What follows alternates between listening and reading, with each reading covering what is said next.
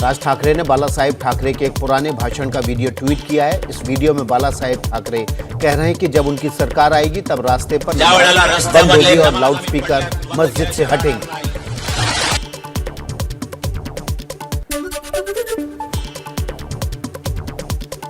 MNS प्रमुख राज ठाकरे के ultimatum का असर महाराष्ट्र में नजर आने लगा है। कांदिवली में एमएनएस कार्यकर्ताओं ने हनुमान चालीसा का पाठ किया।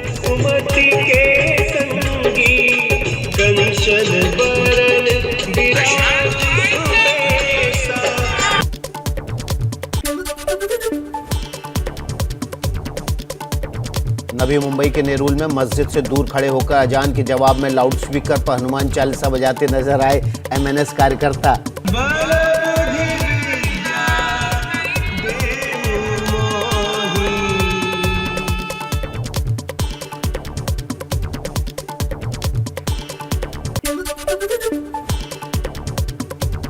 महाराष्ट्र नवनिर्माण सेना के प्रमुख राज ठाकरे ने ट्वीट कर महाराष्ट्र के लोगों से की अपील। लाउडस्पीकर पर अजान के जवाब में लाउडस्पीकर पर ही हनुमान चालीसा बजाने को कहा।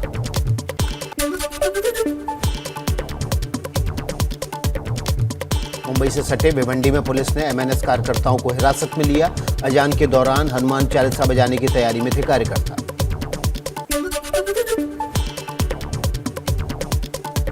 शिवसेना के मुखपत्र सामना के जरिए राज ठाकरे और उनकी पार्टी पर हमला बोला।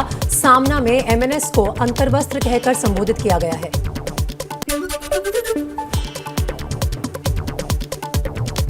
राज ठाकरे के खिलाफ औरंगाबाद में केस दर्ज। समाज में भेदभाव पैदा करने का मामला दर्ज। 1 मई को औरंगाबाद में नियम तोड़ने के आरोप में केस दर्ज। जमानती धाराओं में दर्ज हुआ है मुकदमा।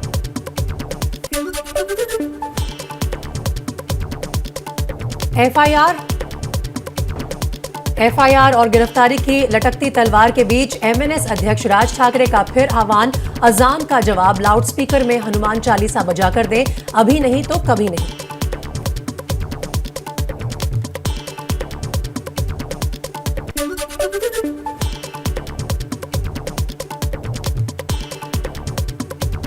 औरंगाबाद में दर्ज एफआईआर को लेकर राज ठाकरे आज अपनी लीगल टीम से चर्चा करेंगे। सलाह के आधार पर कोर्ट में अग्रिम जमानत याचिका दाखिल कर सकते हैं।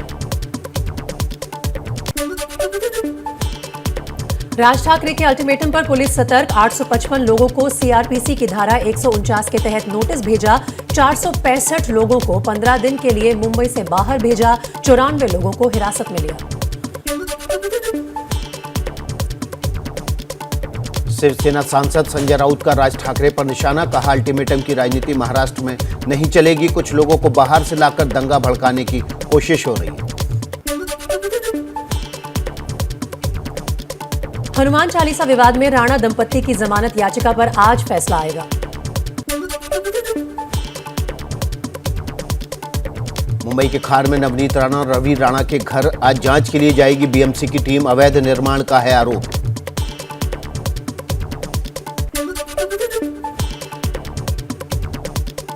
राजस्थान के जोधपुर में कल और परसों की हिंसा के बाद आज शांति है। जालौरी गेट समेत पूरे शहर में सुरक्षा बल मुस्तैद। 10 थाना क्षेत्रों में कल दोपहर से लगाया गया है कर्फ्यू। इंटरनेट सेवा भी कल से बंद है। विवाद खत्म करने के लिए प्रशासन ने भगवा झंडे को हटाकर तिरंगा झंडा लगा दिया है। लोगों से शांति बनाए रखने की अपील। कबूतर चौक पर उत्पात मचाने वाले 3 लोग हिरासत में लिए गए।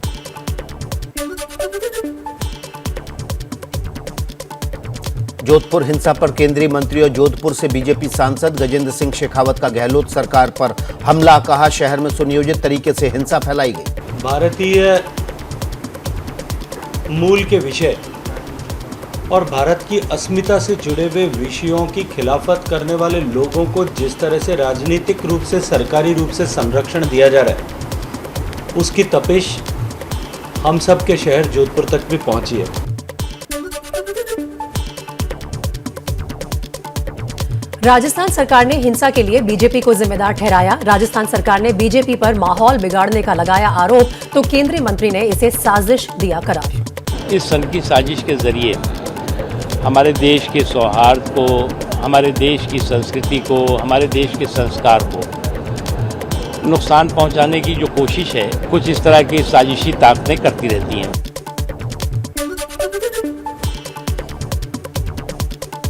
जोधपुर में उपद्रवियों ने बीजेपी विधायक सूर्यकांत व्यास के घर के बाहर हंगामा किया। घर के बाहर गाड़ी में तोड़फोड़ की।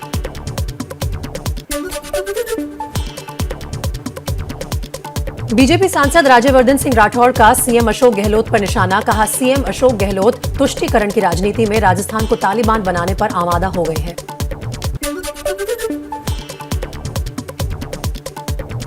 जोधपुर हिंसा को लेकर कांग्रेस का बीजेपी पर पलटवार। कांग्रेस प्रवक्ता रणदीप सुरजेवाला ने कहा, बीजेपी चुनाव वाले राज्यों में जानबूझकर लोगों को लड़ा रही है।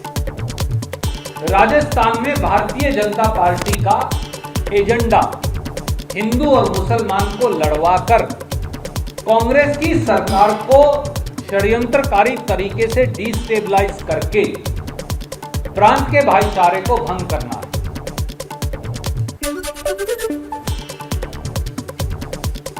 जोधपुर में हिंसा के बीच कुछ लोगों ने हनुमान चालीसा का पाठ किया।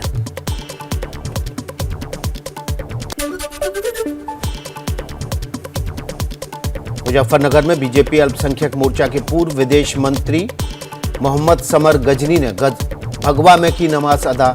गले में बीजेपी का पटका डालकर ईद की नमाज पढ़ी। केंद्रीय मंत्री अनुप्रिया पटेल को कार्यकर्ता का मंत्री जी बोलना इतना चुभा कि कार्यकर्ता की लगा दी क्लास। बोली, मंत्री हैं हम, सम्मान करो। माननीय मंत्री जी हैं। जी हाँ जी, माननीय मंत्री सम्मान देना। जी बिल्कुल बिल्कुल।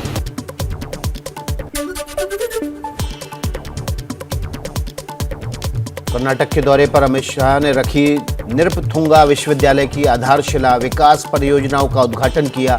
150 के पार कमल खिलाने की कवायद तेज। अगले साल कर्नाटक में चुनाव।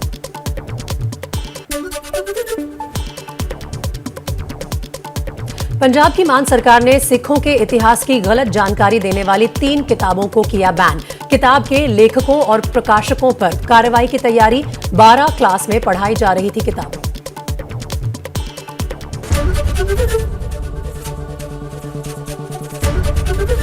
एबीपी न्यूज आपको रखे आगे।